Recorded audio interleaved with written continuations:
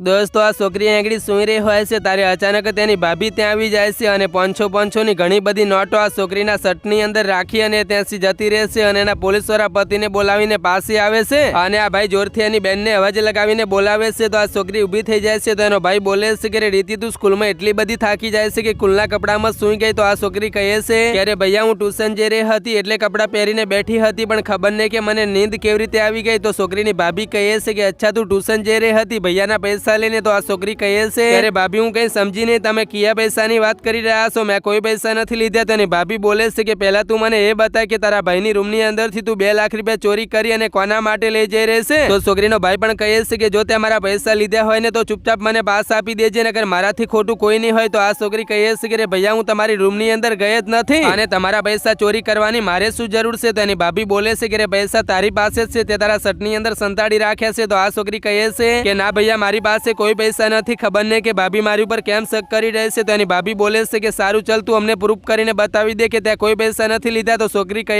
છે કે મારા ભૈયા મારી પર બહુ ભરોસો રાખે છે એમને પ્રૂફ બતાવવાની મારે કોઈ જરૂર નથી તો એનો ભાઈ કહે છે કે જો મને ભરોસો તો તારી પર બહુ છે પણ તારી ભાભી કહી રહી છે એટલે એને કંઈક જોયું તો હશે જ ને તું ખાલી એકવાર તારા કપડાં ચેક કરીને બતાવી દે એટલે એમને માનવામાં આવી જાય તો બસ આ છોકરી કહે છે કે સારું ચલો તમારે પ્રૂફ જ જોઈએ છે ને બસ આ છોકરી એનું શર્ટ ઊંચું કરે છે તો બધા પૈસા નીચે પડે છે તો એની ભાભી બોલે છે કે જોવો હું કહી રહી હતી ને કે પૈસા એને જ ચોરી કર્યા છે તો આ ભાઈ પણ કહે છે કે એનો મતલબ કે તારી ભાભી સાચું કહી રહી હતી કે પૈસા તે જ ચોરી કર્યા છે પણ મને નથી ખબર કે એની નાની બેન એટલી મોટી થઈ ગઈ છે કે એના જ ભાઈના પૈસા ચોરી કરી અને બહાર ઉડાડવા લાગી છે તો આ છોકરી કહે છે કે ભૈયા મને જ ખબર નથી પડી રહી કે આ પૈસા મારી શર્ટમાં કેવી રીતે આવ્યા તો એની ભાભી કહે છે કે હવે તારે નાટક કરવાની કોઈ જરૂર નથી અને હું તો તમને કહું છું કે તમે મને હોસ્ટેલમાં કહો કે બસ મમ્મી પપ્પા પાસે ગામડે કાઢી મૂકો તારે એની અક્કલ ઠેકાણે આવશે તેનો પતિ કહે છે કે હા તું સાચું કહી રહે છે પણ હવે તો આગળ કંઈક એવું થયું પણ એ જોતા પહેલા એ અંબે માતા જે પણ કોઈ આજે આ વિડીયો પર એક લાઈક કરીને ચેનલને સબસ્ક્રાઇબ કરીને ઘરમાં કોઈ દિવસ ધનની કમી ના રહેવા દેતા અને કોમેન્ટની અંદર જય માતાજી જરૂર લખી દેજો ત્યારે અચાનક આ છોકરીનો બીજો ભાઈ ત્યાં આવી જાય છે અને એની ભાભી આ છોકરીને ઘરેથી કાઢવા માટે જે નાટક કર્યું હોય છે એની વિડીયો આ ભાઈ એના મોબાઈલમાં બનાવી લીધી હોય છે પછી સચ્ચાઈ જાણ્યા પછી આ ભાઈની પત્નીને જ ઘરેથી કાઢી મૂકે છે।